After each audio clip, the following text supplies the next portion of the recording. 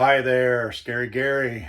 Glad you guys came back. Well, this is a little melancholy, at least for me. This will be the last time I'm going to be filming in Loretta 2.0. We have bought a fifth wheel, which I'll get around to naming it, and we are going to basically pick up tomorrow. But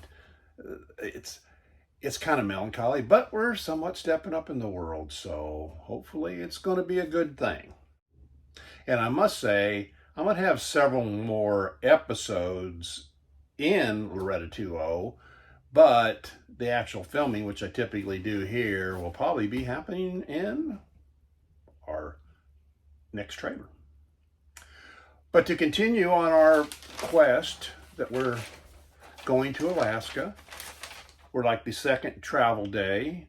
I think, as I told you last time, we kind of watched the hours. I kind of jumped it up a little bit more this time. We actually drove 319 miles or 513 kilometers, which according to Google, that should take us 7.5 hours. It took us about 8.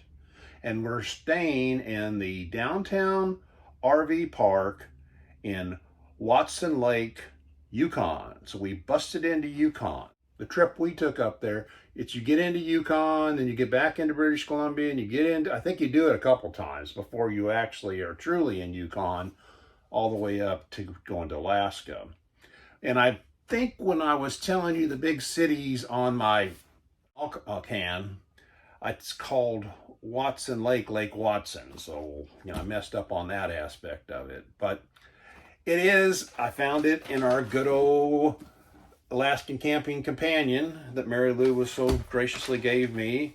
And Watson Lake isn't a very big town. I think it's around 790 is the population of it. And it did have some gas stations, and it had a small grocery store. So it had a little bit of items there, but it is a pretty small town. But one thing that Watson Lake is really known for is the signpost forest, which we'll talk about that a little bit later. But talking about the downtown RV park, it's, again, just gravel. It's got 84 spots in it. They were 30 amp. And but again, we didn't have any problem with it being 30 amp because it wasn't that hot. There's no TV up there, but they did have cable TV, in which they had a satellite. My only complaint about the cable TV was it kind of went off about, I don't know, 10:30 at night.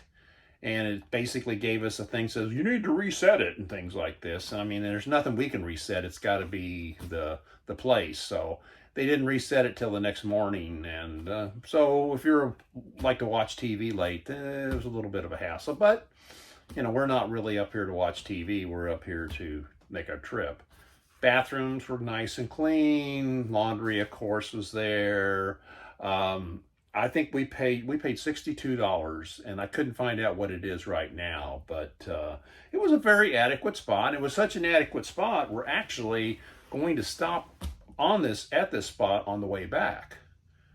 But I would do it again. But let's talk about the signpost forest.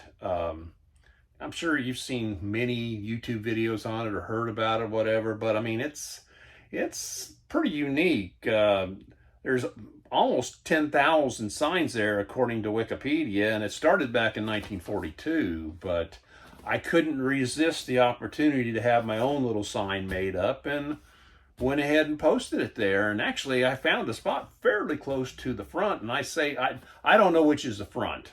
The front may be the backside.